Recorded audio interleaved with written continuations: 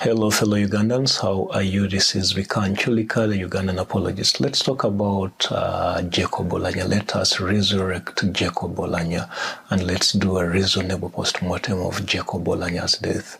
It has been in this year, 2022, early in 2022, the former Speaker of Uganda's parliament, Jacob Oulanyah, passed away in Washington, Seattle, the USA.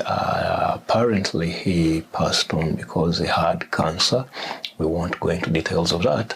But his death caused an uproar in the country with many theories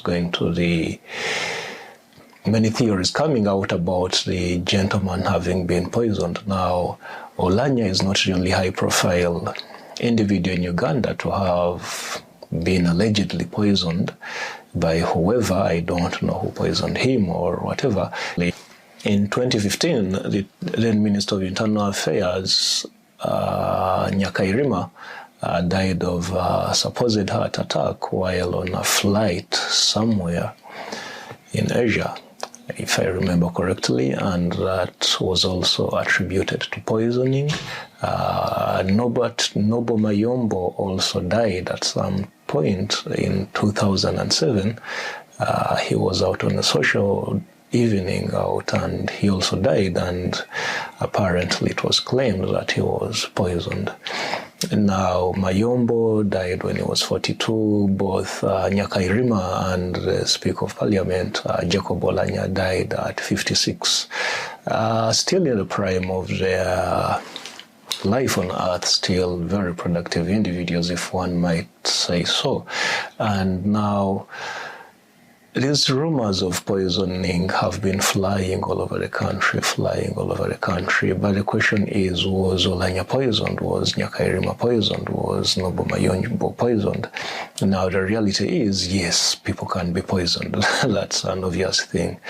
People can be poisoned. That is common sense. People can be poisoned.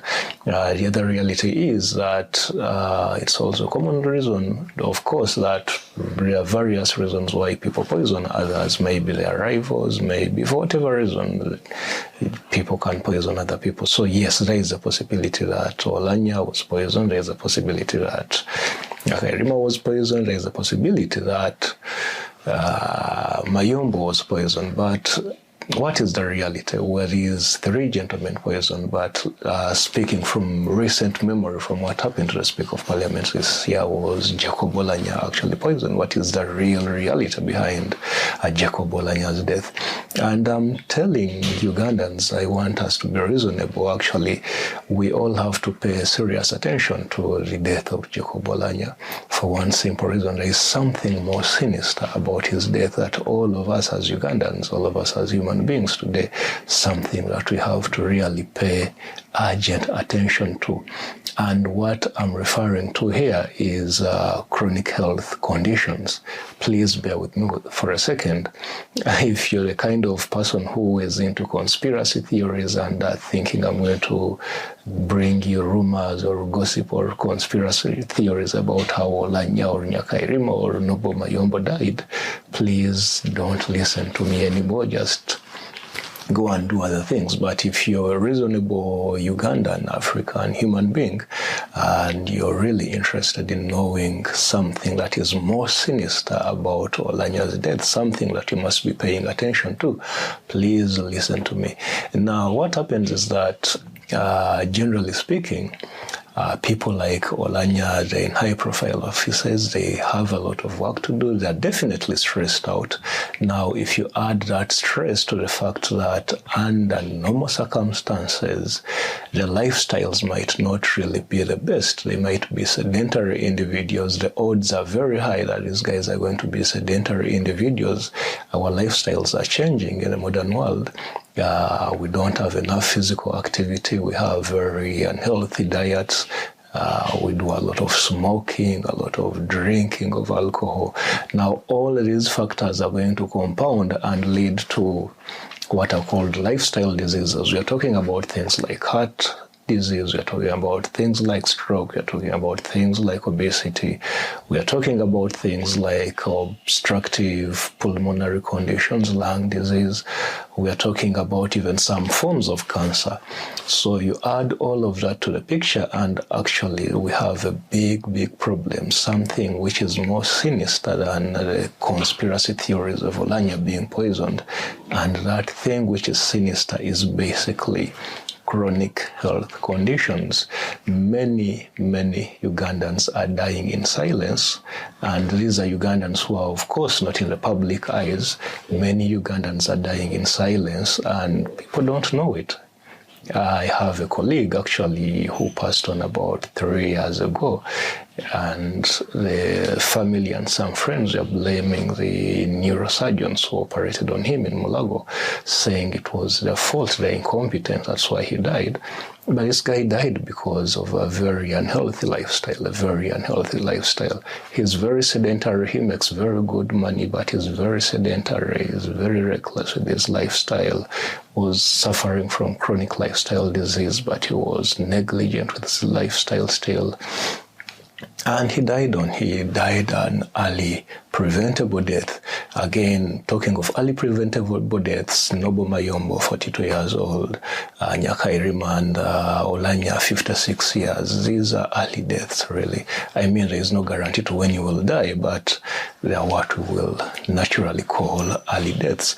And if you're having chronic disease, if you're because of unhealthy lifestyle, bro, that odds that you're going to die early are definitely increased. And if you add to the fact that maybe you're in a public office where there is a lot of pressure, things become even more interesting. So the short and sweet, the thing I'm trying to bring out here to you as a Ugandan, to you as an individual, to whoever is listening on here, let us drop this thing, the conspiracy of high profile of figures who are dying in government or in the private sector, but the high profile, and we take on these conspiracy theories of they have been poisoned. They have not been poisoned. They have not been poisoned.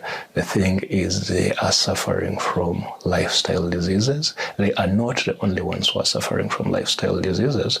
You only have to go to the clinics in Mulago, for example, say the diabetic clinic, to appreciate how many Ugandans are suffering with lifestyle diseases. If you're listening to me today, you might actually be on medicine, drugs for diabetes or hypertension or whatever.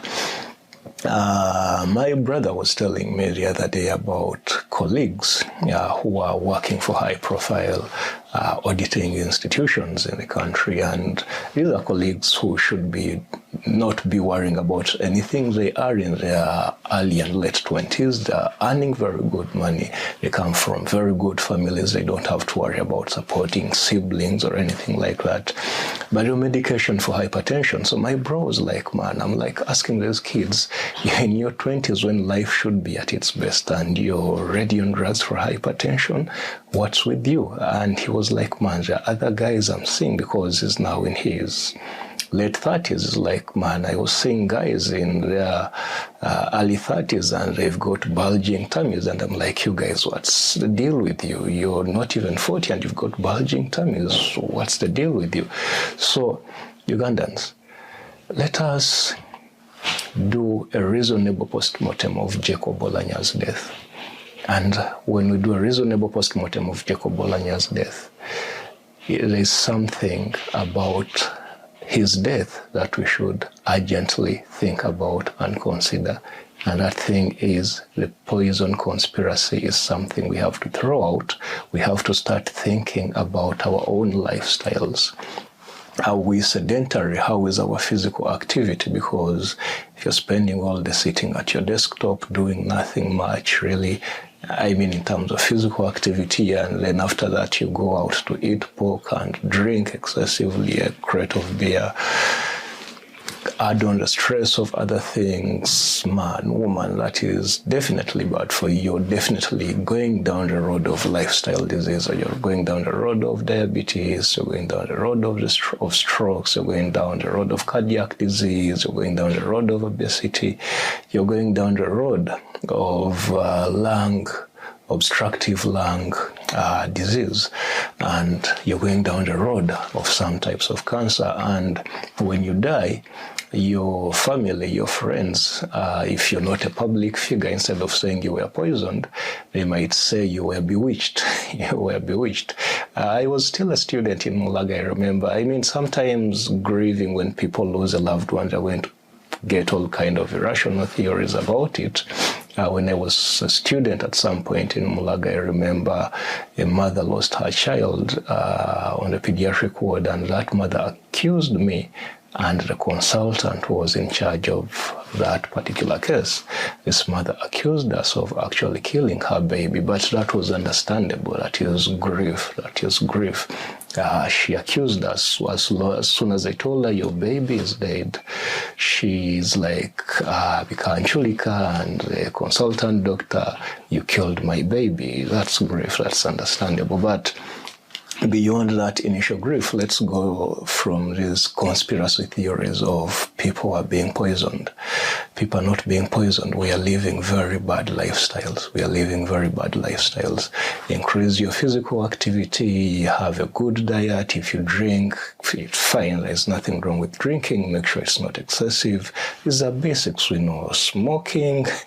We know smoking, ideally, you shouldn't try. But if you smoke, well, I won't say much about that. That's your choice. But really, at the end of the day, that is what happens. And there's also this other thing recently, again this year, 2022, Uganda is on the road to becoming a middle-income country. Many people are questioning, they're like, we don't feel it. We don't feel like we are on the course to becoming a middle-income country.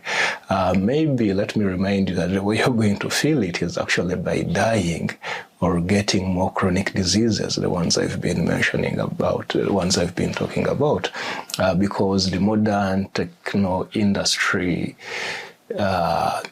lifestyle is exposing us to things that actually take us down the route of these chronic diseases. And it is a known fact today that the more your GDP as a country is going up, the more you're going to be struggling or with lifestyle diseases as a country. And now, we shouldn't be thinking that it's bad to improve literacy or improve access to health services. There's nothing wrong with that. But if you're looking at the GDP measure, just goods, increased value of goods, there is a limit. There is a limit to what we can do. We are talking about global warming and its effects on our health, but let's not go into that. If you're talking about environmental effects, these are things you might not be able to control as an individual, but still the things within your control. Your nutrition is within your control, your physical activity is within your control, and yeah, basically that. And smoking or not smoking is still also within your control.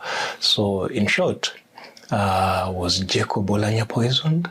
Or was there something more sinister to it than that? The thing is, let's drop the conspiracy theories of these people being poisoned. Let's be very worried, very scared of the sinister thing that is actually behind the deaths of people like Jacob Oulanyah. And this sinister thing is chronic lifestyle diseases. And these lifestyle diseases are basically because of our sedentary lifestyles, because of our bad nutrition, because of things like smoking, and these are things we can actually prevent. Although to some extent they are a result, indirect or directly, of economies becoming high-income achieving economies, although it is to some extent a result of that. Like I've said, there are factors which we have within our control. So if you came here thinking I'm going to say Oulanyah was poisoned, no, I'm not into conspiracy theories. What I want us to do, really, what I want you to do is to make a reasonable post-mortem of Jacob Oulanyah's death and use it as a lesson for yourself and for others that you love, for others around you, that poison is not in the equation. There's something much more sinister that you have to look out for, and that is your lifestyle, that is your health. I remain Bikanchulika, the Ugandan apologist. Stay safe to your health. Bye for now. Thank you.